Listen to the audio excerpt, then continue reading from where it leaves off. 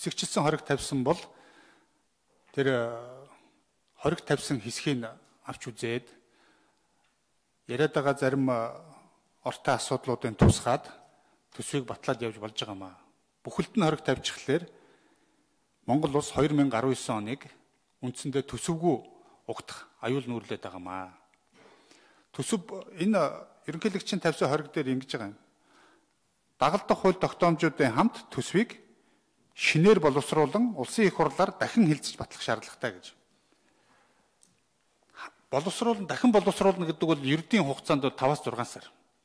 Их хурл маш хурдан ажиллаад, засгийн газар маш хурдан ажиллаад, бүх яам тамгатын газраас саналыг аваад, аймаг нийслэлээс саналыг тусгаад, хэлцээд, улсын их хурлд өргөн бариад, улсын их хурл 4 шатныхаа хилцүүлгийг хийгээ явхад бид нар маш хурднараа 2 сарын дараа л төсөвтэй болно. Гэдэг чинь өнөөдөр 11 сарын 20 гэдэг чинь бид нар дараа жилийн 1 сарын 20 цагаан сараас өмнөх нь төсөвтэй болно гэсэн үг. Маш хурднаар явал. За энэ дээр ерөнхийлөгч дахиад хориг тавил яах вэ? Айгуул наадам хүртэл бид нар төсөвгүй явах нь ийм аюул нүүрлж штэ.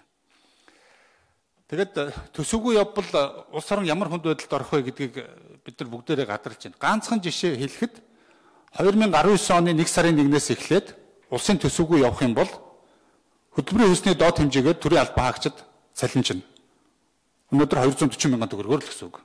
Төрийн албан хаагчид бүгдээрээ 240 мянган төгрөгийн цалин авна. Ахмадууд маань тэтгэвэр тэтгэмжийн доод хэмжээгээр тэтгэврээ авна. Өнөөдөр бүрэн тэтгэврийн доод хэмжээ 280 мянган төгрөг. Халамжийн тэтгэвэр доод хэмжээ 155 мянган төгрөг. Төрийн ихэнх байгууллагууд үйл ажиллагааг явуулж чадахгүй болно. Яг л батлагдсан төсөвгүй. Ингээд улс орн бол үндсэндээ зогсонгүй байдалд орно.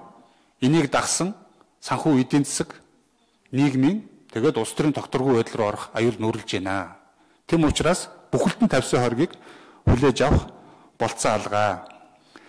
За ерөнхийлөгчийн хоригт хууль зөрчиж төсөв баталсан байна гэж байна. Засгийн газар энэ төсвийг өргөн барихдаа хууль зөрчөөгүй байна. Засгийн газрын хууль зөрчөөгүй өргөн барьсан төсвийг улсын их хурл батлахдаа хууль зөрчөөгүй байна. Төсвийн доктортой байдлын тухай хуулийн 6-ад улсын нэгдсэн төсөвт 4 тусгай шаардлага тавьж байгаа юм. Нэгдүгээр нэгдсэн төсвийн орлогыг тэнцвэржүүлсэн журмаар тооцно гэж. Өөрөөр хэлбэл дараа жил зис нүүрсний үнийг хэд өндөрөөр тооцож оруулж ирж болохгүй шүү. Дундчилсан тэнцвэржүүлсэн үнээр оруулж ирнэ шүү гэж шаардлага тавьж байгаа юм. Энэ шаардлагыг бүрэн хангаж байгаа юм. Энэ төсвийг 1 тонн цэвэр зисийн үнийг тэнцвэржүүлээд 6222 Америк доллараар тооцсон байна.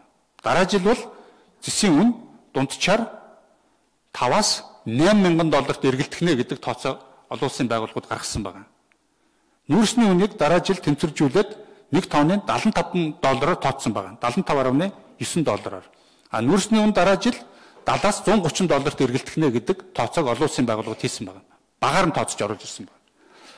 За хоёр дахь шаардлага бол нэгсэн төсвийн тэнцвэржүүлсэн тэнцэл нь тухайн төсвийн жилийн дотоодын нийт бүтээгдэхүүнээ 2%-аас илүүгүй алдагдaltaй эсвэл ашигтай байна гэж 6-1-2 заасан байна. Гэхдээ энийг манай ерөнхийлөгчийн тамгын газрын хуулийн зөвлөхөд дутуу харв уу эсвэл энийг хэрэгээр дутуу харж санаатаагаар орхив уу?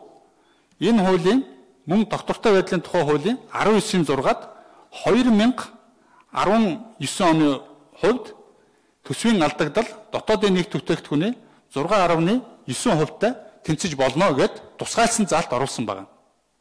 22 оноос хойш төсвийн алдагдал дотоодын нийт бүтээгдэхүүний 2%-тай тэнцэн 19 оны хувьд 6.9%-тай тэнцэн шүү гэд.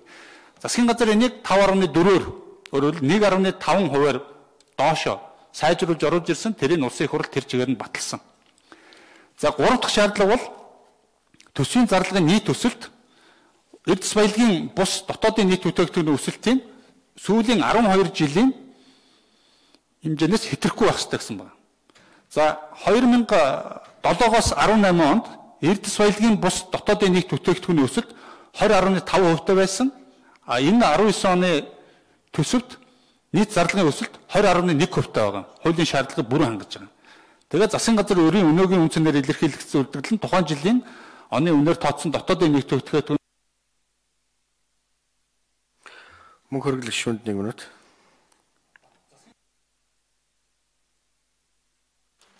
засгийн газрын үр 60%-аас илүүгүй байх ёстой гэдэг шаардлага тавьсан байгаа. Засгийн газар энэ төсөв оруулж ирж улсын их хурл баталсан төсөвт засгийн газрын үр өнөөгийн үндсээр 54%-тай тэнцвэр байгаа. Дотоодын нийт бүтээгдэхүүний 54%-тай тэнцвэр байгаа. Өөрөөр хэлбэл төсвийн доктортой байдлын тухай хуулиар улсын төсөвт тавьдаг тусгай 4 шаардлагыг хуулийг бүгдийг энэ 2019 оны төсөв бүрэн хангасан байна. Хуулийн дагуу энэ төсөв батлагдсан байна. Хууль зөрчөөгүй байна. Манай байнгын хороо бол энэ хуулийн байнгын хороо учраас хууль талаас нь ийм дүгнэлтийг оруулах ёстой. Байнгын хорооны дүгнэлтэд гишүүд дэмжсэнгүй юм уу дэмжсэн гэдэг үгнээс гадна энэ хуулийн заалтуудыг нэг бүрчлэн уншиж тайлбарлаж ийм хуулийн заалтыг бүрэн хангаж байгаа шүү төсөв гэдгийг оруулж